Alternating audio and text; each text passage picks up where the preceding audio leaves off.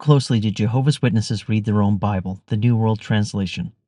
1 Peter chapter 2, verse 7 and 8 says, "It is to you, therefore, that he is precious, because you are believers. But to those not believing, the stone that the builders rejected has become the chief cornerstone, and a stone of stumbling and a rock of offense."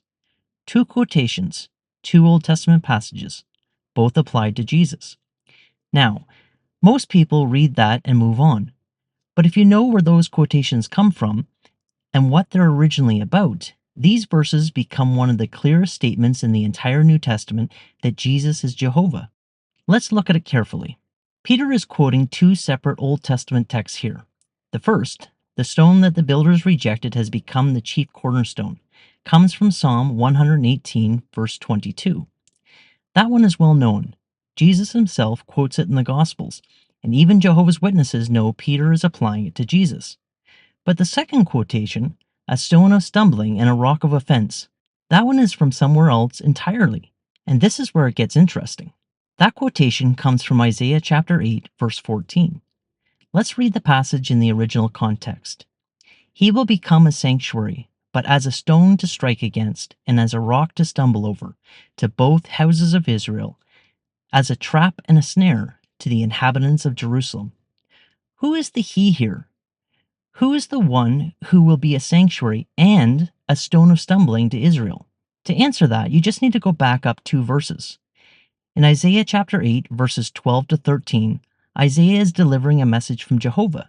He says, "You shall not call a conspiracy what this people calls a conspiracy. Do not fear what they fear. Do not tremble at all. Jehovah of armies, he is the one who you shall regard as holy.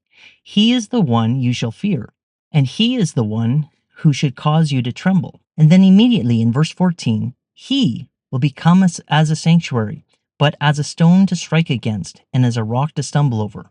The pronoun he refers directly back to Jehovah of armies. This isn't ambiguous.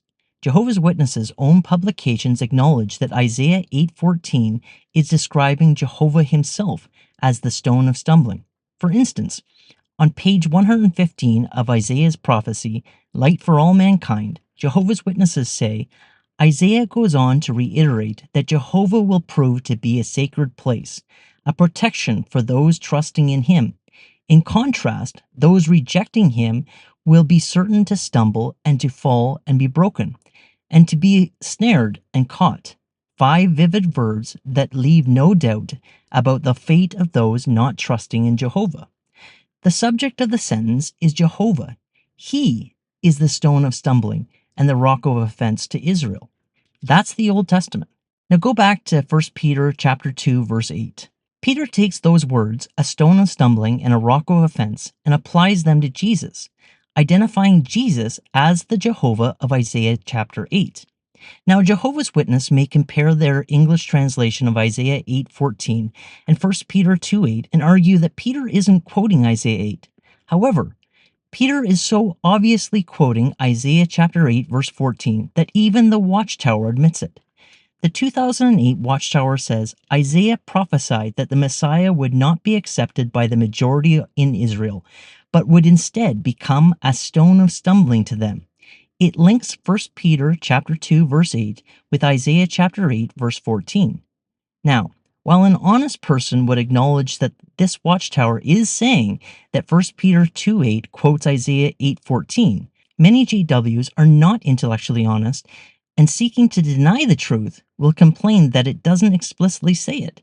So let's pull up something more explicit. In Aid to Bible Understanding, the Watchtower says concerning 1 Peter that quotations are made from Isaiah 8:14. And where is the quotation found in 1 Peter? Chapter 2, verse 8. The Watchtower also says, among the most outstanding and most frequently quoted prophecies from the book of Isaiah are those foretelling details concerning the Messiah. What are those quoted prophecies about Jesus and where are they found? That he would be rejected, a stone of stumbling, but would become the chief cornerstone. A stone of stumbling? Where is that found? Isaiah 8, verse 14. Where is it quoted in the New Testament? 1 Peter chapter 2, verse 8. 1 Peter chapter 2, verse 8 is quoting Isaiah chapter 8, verse 14. even if it isn't translated exactly the same into English. And Peter isn't alone here. The Apostle Paul does the exact same thing in Romans chapter 9, verses 32 and 33. They stumbled over the stumbling stone, just as it is written, "Look, I am laying in Zion a stone of stumbling and a rock of offense, and the one who exercises faith in him will not be put to shame." Paul combines Isaiah chapter 8, verse 14 with Isaiah chapter 28, verse 16, and applies them both to Jesus. Two different apostles, two different letters, same move. Take a verse about Jehovah from Isaiah and apply it to Jesus. Now here's the question every Jehovah's Witness needs to sit with.